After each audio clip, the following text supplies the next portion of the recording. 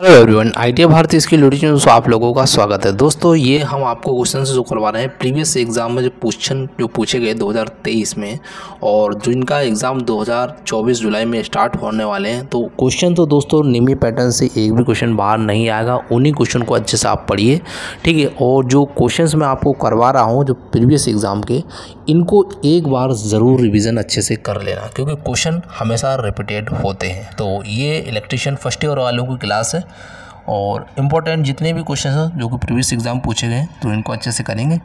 और वीडियो को ज़्यादा से ज़्यादा ज़रूर शेयर करना। और दोस्तों, चैनल पर अगर पहली बार बैठ के चैनल को सब्सक्राइब करना, जिससे होता है कि नई वीडियो का जो नोटिफिकेशन है आपको हमेशा मिलता रहेगा।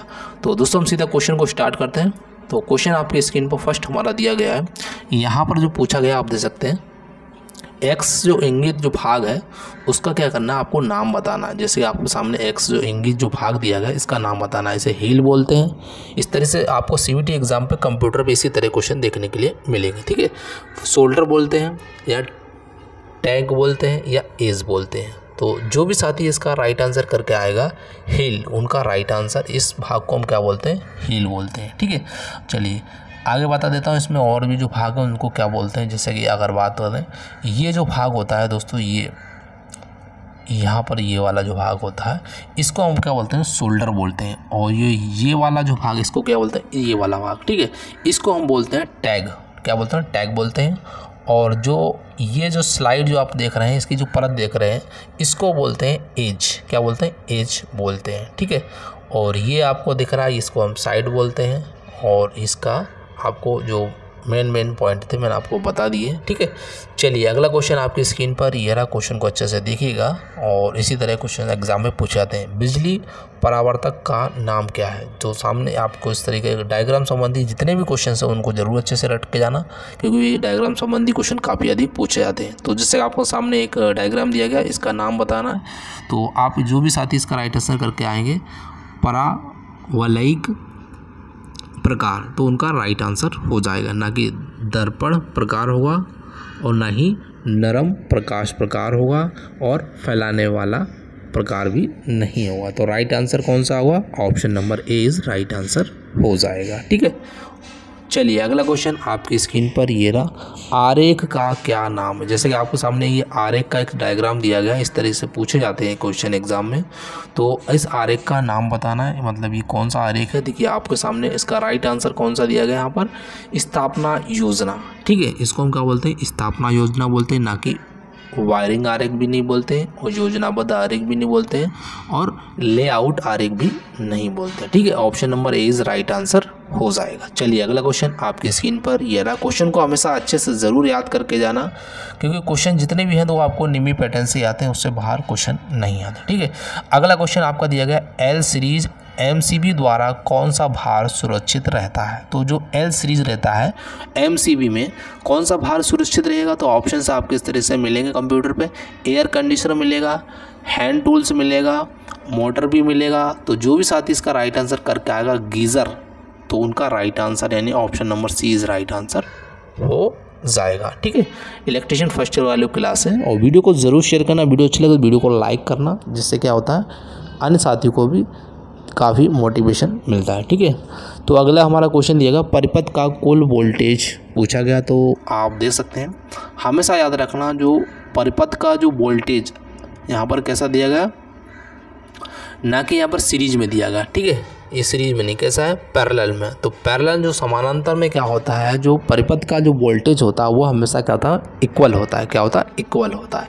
तो इसका जो राइट आंसर क्या होगा, जो यहाँ पर 1.5 1.5 जितना भी है, इनका क्या होता है, हमेशा इक्वल होगा, यानी 1.5 ही वोल्टेज होगा। तो यानी ऑप्शन नंबर आपका डी इज़ राइट आंसर हो जाएगा, ठीक है। ध्यान रखना कि जो परिपथ का अगर वोल्टेज पूछा गया और पैरेलल में, तो हमेशा क्या होता है, समानांतर होता है।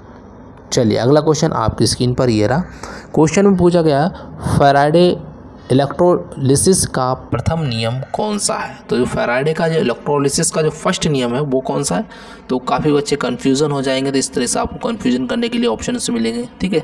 लेकिन जो भी साथी अपने बुक से अच्छे से पढ़ के गया है, या आपने निमी पैटर्न के सारे क्वेश्चन अच्छे से पढ़े, तो आप आसानी से इसका राइट आंसर कर सकते हैं। यानी क्या होगा, M = ZIT इसका करेक्ट आंसर हो जाएगा, ठीक है। चलिए अगला क्वेश्चन देखते हैं। आपकी स्क्रीन पर ये रहा, जो कि एग्ज़ाम में पूछा गया 2023 में। तो अगला हमारा जो क्वेश्चन में दिया गया है, क्वेश्चन में हमारा अच्छे से पढ़िएगा। इस जोड़ का क्या नाम है? जैसे आपके सामने एक जोड़ दिया गया है, तो इस जोड़ का आपको नाम बताना। तो इस तरीके से आपको वहाँ पर ऑप्शन मिलेंगे। ऑप्शन ए जो मिलेगा वेस्टर्न यूनियन जोड़ मिलेगा, ऑप्शन बी मिलेगा स्कॉफर्ड जोड़ मिलेगा, फिर यहाँ ब्रिटानिया सीधा जोड़ भी मिलेगा, ऑप्शन डी हमारा जो राइट आंसर, इसको क्या बोलते हैं? मैरिड जोड़ बोलते हैं। जैसे आपको सामने एक चित्र में दिया गया, इसको हम क्या बोलेंगे?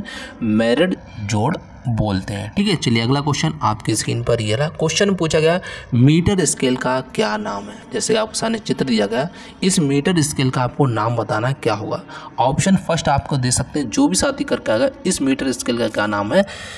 गैर रेखीय पैमाना, क्या बोलते हैं? वन नॉन लीनियर स्केल इसको बोलते हैं। ना कि मोटा पैमाना भी नहीं बोलते हैं, विस्तारित पैमाना भी नहीं बोलते हैं, और रैखिक पैमाना भी इसको नहीं बोलते हैं। यानी option number A is right answer हो जाएगा।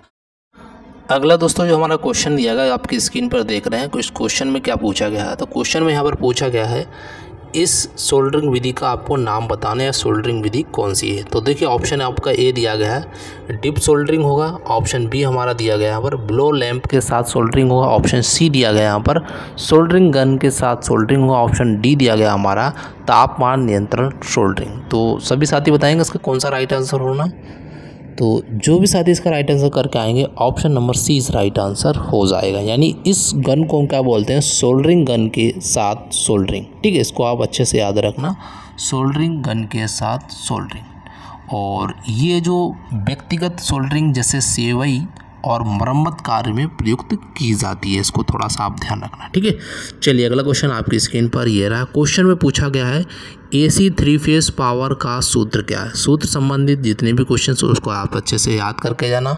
तो ऑप्शन इस तरीके से मिलेगा, ऑप्शन ए मिलेगा, ऑप्शन बी मिलेगा, ऑप्शन आपका डी मिलेगा। ठीक है, ऑप्शन सी ABCD इस तरीके से। तो जो भी साथी इसका राइट आंसर करेगा, ऑप्शन नंबर डी करके आएगा, उनका राइट आंसर हो जाएगा। यानी इसका जो होगा हमारा P बराबर होता है √3VLIL cos थीटा, इसका राइट आंसर हो जाएगा। ठीक है, अच्छे से याद कर लेना।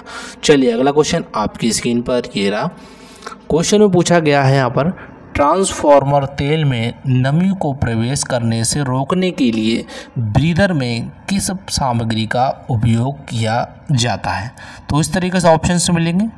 तो जो भी साथी इसका राइट आंसर करके आएगा, सिलिका जेल इसका राइट आंसर, ना कि अमोनियम क्लोराइड गलत हो जाएगा, चारकोल और नमक मिश्रण भी गलत हो जाएगा, और सोडियम क्लोराइड भी यहाँ पर गलत हो जाएगा। आपका राइट आंसर क्या होगा? Silica gel. ट्रांसफार्मर जो तेल होता है उसको नमी जो प्रवेश करती है उसको रोकने के लिए ब्रीदर में जो सामग्री यूज़ की जाती है वो सिलिका जेल होता है। और सिलिका जेल कैसी होती है? हल्के गुलाबी रंग की होती है।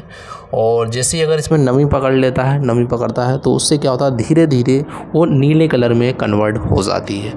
तो जब वो नीले कलर में कन्वर्ट हो जाती है, जब उसका मतलब यूज़ ख़त्म हो जाता है, तो उसको बाहर निकाल कर अच्छे से सुखा लेते हैं, और नहीं तो नया हम उसमें ब्रीदर में डालते हैं। तो ये क्या करता है? ऑयल जो होता है, ट्रांसफार्मर ऑयल होता है, उसको जो नमी रहती है उसको सोखने के लिए काम करता है। मतलब जैसे कि हम सांस लेते हैं, उसी प्रकार जैसे जो ट्रांसफार्मर होता है वो जैसे सांस लेता है, बाहर छोड़ता है, अंदर करता है, तो जो नमी युक्त जो बाहर से आती है वायु, उसको क्या करता है?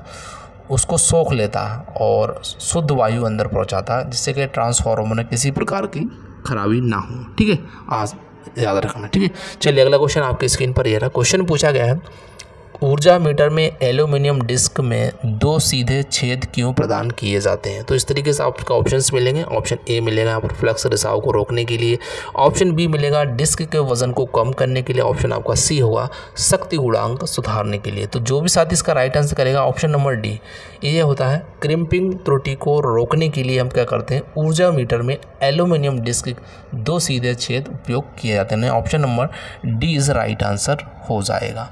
चलिए अगला क्वेश्चन आपकी स्क्रीन पर ये रहा, फर्स्ट ईयर वालों के लिए इलेक्ट्रिशियन का, और 2024 का जितना भी टारगेट क्वेश्चन रहेंगे हम उनको भी हम विधिवत तरीके से करते चलेंगे। ठीक है, क्वेश्चन में दिया घरेलू वायरिंग सर्किट में लैंप जो होता है चमक कम और मोटर धीमी गति से चलने का क्या कारण है? तो ऑप्शन इस तरीके से मिलेगा। ऑप्शन ए मिलेगा आपको चालकों के बीच लघु पतन होगा, ऑप्शन बी आपको मिलेगा इस तरीके न्यूट्रल लाइन में खुला परिपथ, ऑप्शन सी मिलेगा भू संपर्क तार में खुला परिपथ, ऑप्शन जो भी डी करके आएगा उच्च मान श्रेणी परपथ दोष, high value series resistance fault इसका राइट आंसर हो जाएगा। ठीक है, ऑप्शन नंबर डी इसका आंसर हो जाएगा।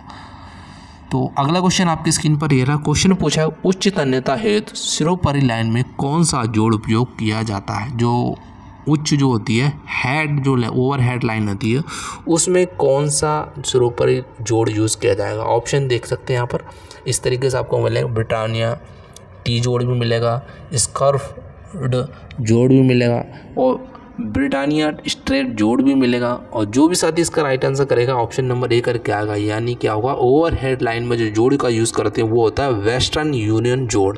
ठीक है, option number A is right answer हो जाएगा।